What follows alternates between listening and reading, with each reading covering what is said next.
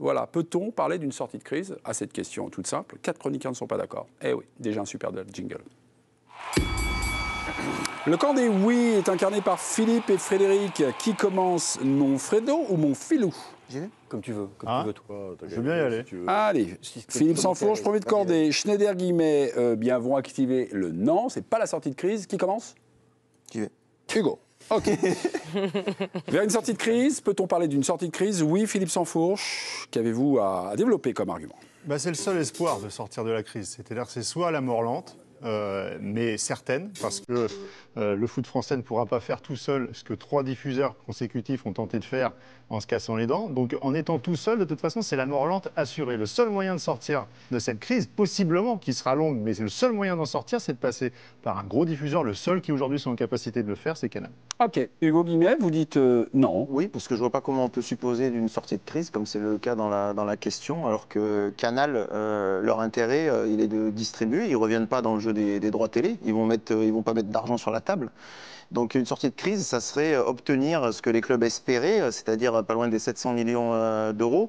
Pour l'instant, ce qu'ils avaient de garantie avec DAZN et beIN, c'était un peu plus de 400 millions d'euros. C'était quand même garanti pour les 2 prochaines saisons au moins.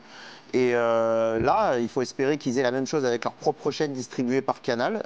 On n'en sait rien. Ok, on passe du côté du oui, Fred Verdier. Pourquoi finalement cette information, on peut parler de sortie de crise? Parce qu'on a l'acteur central qui faisait défaut depuis 6 ans, qui revient dans le jeu, qui est le seul acteur, et qui est toujours le seul acteur réaliste, avec un savoir-faire, le seul acteur aussi qui sache proposer quelque chose, un vrai produit, revaloriser cette Ligue 1 qui a perdu énormément de pouvoir d'attraction. Donc pour toutes ces raisons, l'arrivée de Canal, que ce soit comme diffuseur ou comme hébergeur, est de toute façon une excellente nouvelle, la seule qui vaille pour le football français actuellement. Il va vous répondre non, Grégory Schneider. Quels sont vos arguments, Grégory? Canal n'a pas acheté les droits, des droits qui, aux dernières nouvelles, étaient valorisés par Joseph Bourliand, le président de Lens, à autour de 150-180 millions d'euros. En admettant qu'il y a un petit effet Canal, tu peux monter peut-être un peu par rapport à ça, mais tu es loin des 400 millions de DAZN. Et avec les 400 millions de DAZN, tout le monde est à la rue. Donc tu peux pas, pour l'instant, l'équation n'y est pas. Il reste à valoriser, il reste à vendre le produit. Et c'est de toute façon un produit très dévalorisé. Pour l'instant, les droits sont toujours pendants. Ouais, Greg fait les additions. Quand on dit oui, vous les avez faites, les additions, et vous obtenez quoi comme tarif? Il parle des 400 millions, mais en fait, c'est ce qui était prévu au départ. Vous n'aurez pas échappé qu'il reste 140 à payer, qu'ils ne paieront pas. Donc en fait, c'est virtuel, les 400. C'est-à-dire qu'ils ne les paieront jamais. Ah là, ils ne vont pas payer, là. Non, ils ne vont pas payer. Ils ont payé, là, à ta connaissance? Ils vont pas payer. Il y a un délai. Ils vont payer. Il reste 3 journées, ils ne paieront pas. Mais ils ne paieront pas, tu verras. Bon, on verra en tout cas. Philippe nous affirme qu'ils ne paieront pas. S'ils ne payent pas, le contrat il va rester. Non, mais de toute façon, c'était pas le raisonnement que j'ai fait. J'ai dit de toute façon, au taquet, c'est 400. Et c'est 150. Mais c'est plus 400. Non, mais oui. Quand Bourliand annonce 150 ou 180, en fait, il envoie le message réaliste que de toute façon, il n'y a pas un autre diffuseur qui ira au-delà de là. Non, mais bien entendu. Le contrat, il s'arrête là. Oui. Et après, à partir de là, maintenant, c'est 150. Fin de la prolongation de ce super duel. Fin de la prolongation de ce super duel. Les gars, je vous l'avais dit, on n'a pas beaucoup de temps ce soir. On va aller à l'essentiel ce soir. L'essentiel, ça va aller rapidement. Alors, c'est-à-dire, je pense que c'est un chaos technique. Je vais pencher du côté d'Hugo pour son anniversaire. Déjà, c'est la moindre des choses, 37 ans. Mais surtout pour les arguments que vous avez énoncés. Évidemment, même vous n'avez pas eu d'argument pour dire qu'on sortait une crise. Vous avez dit c'est bien que Canal arrive, mais ça, tout le monde est d'accord. Là-dessus, si on peut avoir un hébergeur comme Canal+, tant mieux. C'est le nerf de la guerre. Non, le nerf de la guerre, c'est quoi? C'est l'argent. Mais l'argent ne vient pas là. C'est pas parce que vous avez un hébergeur que vous avez de l'argent.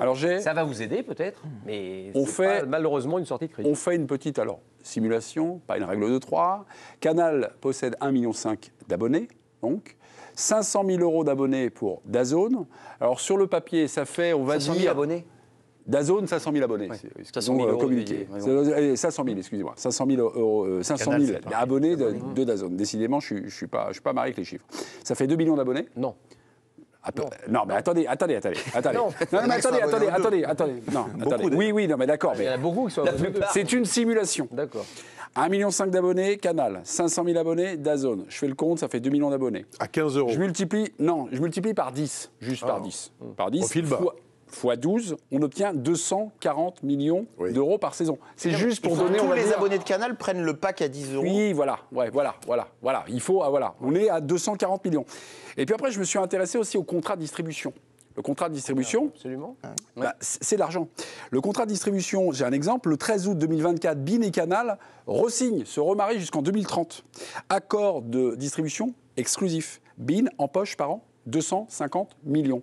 Je pense que là, Nicolas Taverneau et Maxime Saada vont discuter du bout de gras, notamment sur ça, le contrat de distribution, le parce que montant si du Canal contrat de revient, c'est pas distribution. pour les beaux yeux de la Ligue 1, c'est parce qu'ils ont un intérêt à le faire. Bien évidemment. Donc en plus, il faudra soustraire le. Mais leur intérêt, c'est de récupérer à quasiment zéro Oui. les droits de la Ligue 1. Oui, mais de donc toute façon, quoi c'est ce qui se passe en face. Parce Non, que mais vous la- êtes en train de parler d'un Mais truc non, qui parce que la Ligue n'existera devra plus. monter sa chaîne. Donc Mais ça va qui coûter va l'argent. supporter les coûts de production. Et ben donc, mais la Ligue, elle part de quoi? C'est-à-dire qu'en fait, personne, que ce soit DAZN ou un autre personne, ne va lui offrir aujourd'hui des droits. C'est les fameux droits dont on parlait, les 1 milliard, les machins Oui, qui là, sont descendus à, non, à mais Philippe- 400, à machin. Aujourd'hui, ça n'existe plus. En fait, il faut partir du C'est principe quoi la qu'on repart d'une définition base Non, mais pour toi, zéro. la définition de la sortie de crise, Oui, c'est sortie quoi de crise, c'est quoi Parce que nous, la définition de sortie de crise, c'est aider les clubs français à pas couler. C'était ça l'idée. Or, ça veut dire avoir de ça l'argent. change Ça change rien. ça change en termes rien. de- Il faut revoir le modèle dans son ensemble. Ah, ouais, mais- C'est-à-dire qu'aujourd'hui, l'argent qui rentre dans le foot français, il faut le voir avec les droits de diffusion, mais aussi avec les droits, avec les montants acquis sur les Coupes d'Europe. Et donc la redistribution va devoir se faire autrement. C'est-à-dire qu'aujourd'hui, un club qui va en demi-finale de Ligue des Champions gagne 10 fois plus qu'il y a 10 ans. Donc il se suffit un peu à lui-même. Il n'est pas obligé de toucher les droits de Enfin, là, du tu prends championnat de on a France de un Ligue 1. cas, oui, un cas à part qui sera le PSG. Effectivement, Non, mais ils qu'est-ce ont- que tu veux très bien dire que Qu'est-ce que tu veux dire Parce que le PSG va pas la Depuis des jouer, semaines, la fédération Lille a va toucher engagé aussi un 71 travail, millions de leur campagne cette saison. sous l'égide vrai. de Mais oui, Diallo. Lille pour va justement toucher travailler 60 et amener les clubs à ça, à une redistribution aussi qui soit différente. Alors, ça, Parce que de Lille toute va, façon, toucher le pot commun- Lille va toucher 71 millions Et de Brest. droits télé et Brest 50 Non, et alors, quelques. J'entends ce que Voilà. dit, non, j'entends ce que dit Philippe, c'est-à-dire prendre. Mais ça va contre tout ce qui s'est passé depuis 7 ou 8 ans. C'est-à-dire depuis 7 ou 8 ans, Ouais. mieux t'es classé, plus les riches, plus l'argent va aux riches. Ouais. Il y a des clubs qui sont agonisants. Je crois que, je ne veux pas me tromper, mais je pense que Le Havre va prendre 6 millions d'euros de droits télé. Oui. Il faut quand même mesurer un peu ce que ça veut dire. C'est-à-dire que tu peux pas comment dire, contredire ce qui se passe depuis 7 Les amis, ans. autre Oui, mais là, on repart de zéro. Autre petite question flash, Greg, écoutez là, regardez, le tarif, 15 € par mois, voire 10 pour déjà les abonnés de Canal. Est-ce que c'est un tarif attractif? Et la deuxième question, est-ce que ça va, on va dire, empêcher l'essor, la confirmation de l'essor du piratage? Le problème, c'est qu'on a ouvert une boîte de Pandore avec ce fameux tarif à 40 € qui ne reposait sur aucune réalité. 39,90. Oui. Donc ça change tout. Heureusement J'ai qu'il payé, y a eu donc ce j'ai payé. geste. Oui, bravo à Ouais, Oui, ils ont bravo à montré lui. la direction. Ils ont montré une direction qui était catastrophique et donc ça a créé des comportements qui n'existaient pas avant.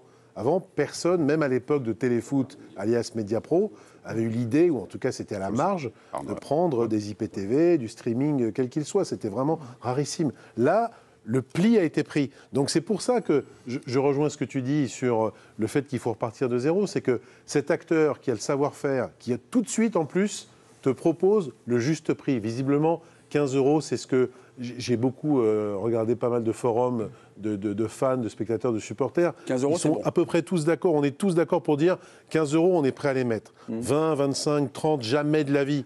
10, Quand je 15, dis, là, oui. est-ce qu'on peut parler d'une sortie de crise depuis le début de ce feuilleton de la crise des droits télé? Il semblerait que là, c'est, on va dire, la seule bonne nouvelle, une nouvelle Oui, un mais peu mais positive pas du dans tout. ce marasme. Mais on parle pas général. mais il est où l'argent? Pour moi, pas du tout. Vous mettez pas la main sur la. Mais oui. Tous les clubs de Ligue 1, il leur manque 10 à 20 briques. Ouais. Vous mettez pas la main sur cet argent-là. Ouais. Effectivement. comment- Alors, Greg, c'est une bonne lueur, nouvelle, non mais c'est une Philippe bonne a raison. nouvelle. c'est Greg, une comment- lueur dans la nuit. mais c'est- l'éventuel retour de Canal, c'est quand même une bonne chose ou pas? Ah oui, Non, Greg, vous êtes. Non C'est une bonne chose c'est un pour Canal. fantasme, en fait. Aujourd'hui, c'est un fantasme. Ok. Puisque c'est l'argent qu'il faut, c'est pas Canal. Mes amis, 70 de oui, voilà. Ah oui, c'est vrai. Oui, mais parce que les gens ont Juste une l'impression que information tout va sur le revenir site L'équipe concernant les droits télé. En plus de ces 600 000 € par an, Nicolas de Taverneau touchera une prime de 500 000 € annuelle comme directeur général de la LFP Média. La prime annuelle de 500 000 €, une prime tant qu'il restera en poste. On appelle ça une prime de fidélité.